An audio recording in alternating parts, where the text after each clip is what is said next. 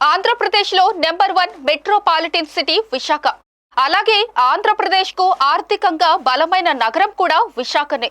IT మరియు AI హబ్గా నిలవనున్న విశాఖలో ఒకటి కాదు రెండు కాదు ఎన్నో ప్రత్యేకతలు ఉన్నాయి.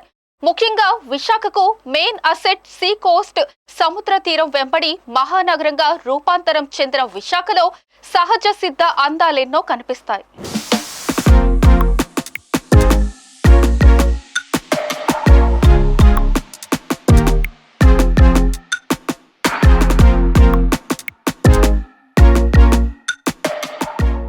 ఉమ్మడి ఆంధ్రప్రదేశ్లో హైదరాబాద్ కంటే ముందుగా గ్రేటర్ సిటీ హోదా పొందిన తొలి నగరం మన విశాఖనే. అలాగే దేశంలోనే అతిపెద్ద 4వ ఓడరేవు కలిగిన నగరం కూడా, భారత నౌకాదళ తూర్పు ప్రధాన స్థావరం కూడా మన విశాఖలోనే ఉంది. ఎన్నో కేంద్ర సంస్థలకు నిలయంగా ఉన్న ఈ విశాఖలో సుందరమైన సముద్ర తీరం, ఆహ్లాదకరమైన వాతావరణం, పచ్చని కొండలు. అసలు విశాఖపట్నం అంటే ఏంటో చెప్పడానికి ఇవి సరిపోతాయా అంటే కాదనే చెప్పాలి.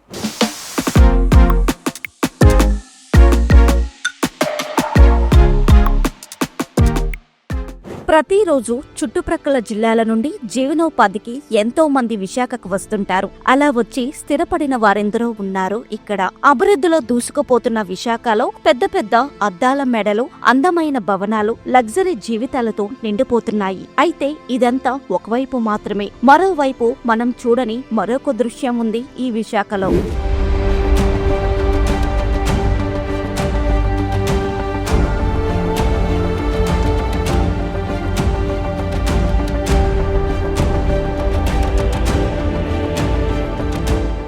ఏపీలోనే అత్యధిక మురికివాడలు ఉన్న నగరం విశాఖ.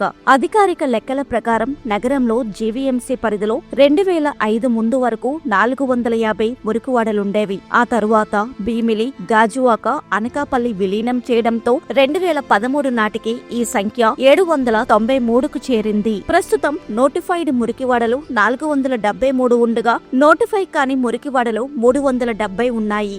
50 ఏళ్లుగా కూలీనాలు చేసుకుంటూ ప్రజలు మురికివాడలలో నివసిస్తున్నారు. అత్యంత దుర్భర పరిస్థితుల్లో జీవనం గడుపుతున్నారు వారు.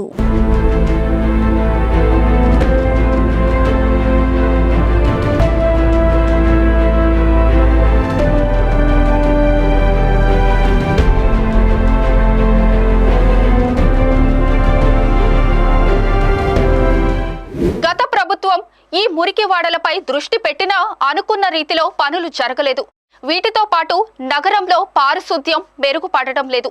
మురికివాడలు, శివారు ప్రాంతాలు రోజురోజుకు అధ్వానంగా తయారవుతున్నాయి. ప్రధాన రహదారులు, కూడళ్లతో పాటు ప్రజా ప్రతినిధులు, ఉన్నతాధికారులు సంచరించే ప్రాంతాలను మెరిపిస్తూ ప్రజారోగ్యం విభాగాధికారులు కనికట్టు చేస్తున్నారు.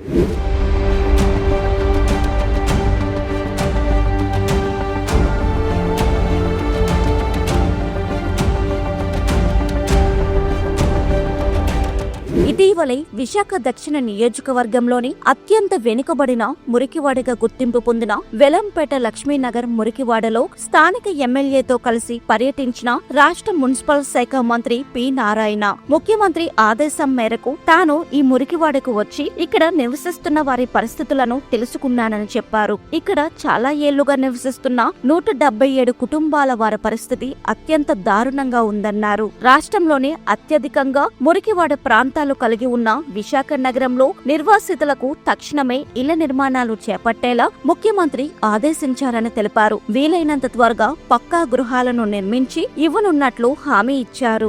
వాళ్ళ పరిస్థితి చూస్తే చాలా చాలా నిజంగా దారుణం. ఒక 6 చదరపు అడుగుల్లోనే 6 చదరపు అడుగులే దాంట్లోనే ఒక కుటుంబం ఉంటుంది. ఇక్కడ దాదాపు 177 మంది 50 సంవత్సరాల పైగా ఉంటున్నారు. అందులో 162 మంది సెల్ఫ్ హెల్ప్ గ్రూప్ వాళ్ళు ఉన్నారు. గతంలో ముఖ్యమంత్రి గారు విశాఖపట్నం వచ్చినప్పుడు వారు చెప్పడం జరిగింది, ఎక్కడైతే స్లమ్స్ ఉన్నాయో ఆ స్లమ్స్ అన్నిటిని మార్చాలి, దాని మీద మీరు వర్కౌట్ చేయండి అని ఆయన ఆదేశించారు. ఎమ్మెల్యే గారు అనేక సార్లు నాకు అడగటం జరిగింది, ఈ స్లమ్ ని ఎలా చేస్తారు, ఏం చేస్తారు, వాళ్ళ పరిస్థితి దారుణంగా ఉంది. అయితే దీన్ని ఏ విధంగా చేయాలనేది అధికారులతో కూర్చొని డిస్కస్ చేసి వాళ్ళకి ఏం చేయాలనే దాని మీద ఒక ప్లాన్ చేసుకుని ఖచ్చితంగా ఈ స్లమ్ ని వీలైనంత తొందరలో వాళ్ళకి ఇల్లు కట్టించేది చేస్తాం. దీన్ని ముఖ్యమంత్రి గారితో కూడా ఒకసారి మాట్లాడతాం.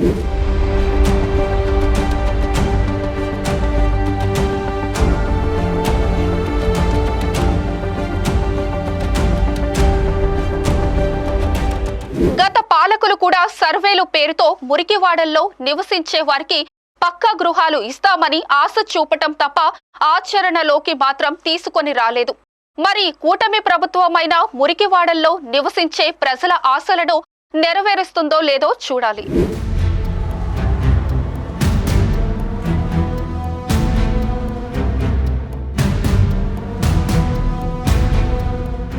విశాఖలో పరిశుభ్రత కూడా ఒక భూతంగా మారింది.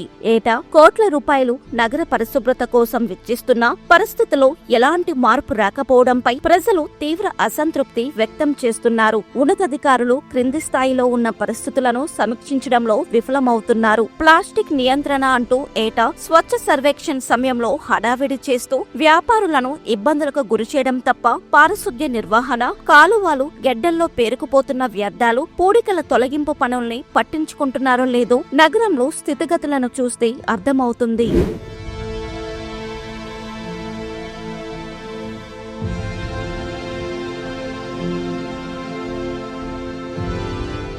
మరోవైపు ముఖ్యమంత్రి చంద్రబాబు నాయుడు దేశంలో అన్ని నగరాల కంటే విశాఖలో కాస్ట్ ఆఫ్ లివింగ్ 20% తక్కువ అని, విశాఖను మరింత సుందరమైన నగరంగా, కాలుష్యరహితంగా మారుస్తామని తెలిపారు. అద్భుతాలు సాధిస్తామని, నాలెడ్జ్ ఎకానమీ, టెక్నాలజీకి కేంద్రంగా విశాఖ మారబోతుందని, త్వరలోనే ఇక్కడ మెట్రో వస్తుందని, ఎకనామిక్ రీజియన్ కింద విశాఖను అభివృద్ధి చేస్తున్నామన్నారు. ఐటీ సంస్థలు, ఏఐ డేటా సెంటర్ల ఏర్పాటుతో విశాఖపట్నం చాలా ఫాస్ట్ గా మూవ్ అవుతోంది. విశాఖపట్నానికి కొన్ని యూనిక్ ఫీచర్స్ ఉన్నాయి. ప్రశాంతమైన ప్రాంతం, అందమైన ప్రాంతం, వైజాగ్ అంటే బెస్ట్ టూరిజం ప్లేస్. అలాంటి విశాఖపట్నం ఇప్పుడు నాలెడ్జ్ ఎకానమీకి, టెక్నాలజీకి కేంద్రంగా తయారవుతుంది. భోగాపురం ఇంటర్నేషనల్ ఎయిర్పోర్ట్ వస్తుంది.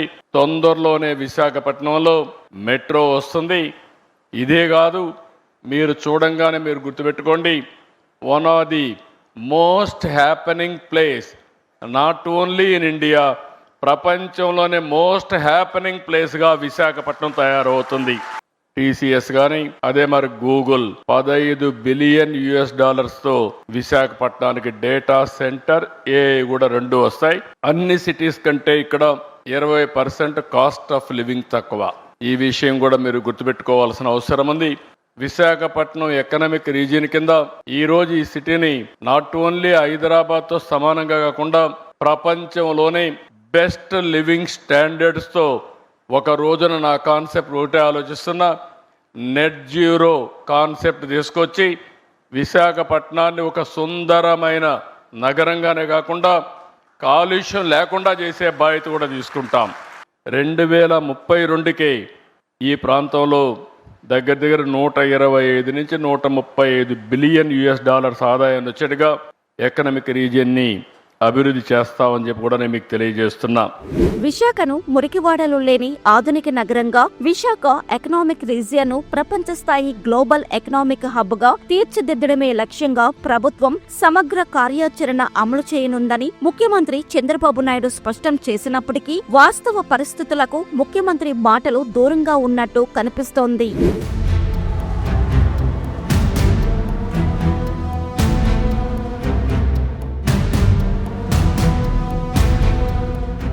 సిటీ ఆఫ్ డెస్టినీగా పేరొందిన విశాఖ నగరం తన అభివృద్ధి, సౌందర్యం, ఆర్థిక ప్రగతిలో నిత్యం దూసుకుపోతున్న ఈ నగరంలో ఉన్న మురికివాడల సమస్యలను ఎదుర్కోవడానికి ప్రభుత్వాలు సరైన చర్యలు తీసుకోవడంలో విఫలమవుతున్నాయి. మురికివాడలు పేద ప్రజల జీవన పరిస్థితులు, పారిశుద్ధ్య లోపాలు, కాలుష్య సమస్యలు ఇవన్నీ విశాఖ నగరంలోని వాస్తవాలు.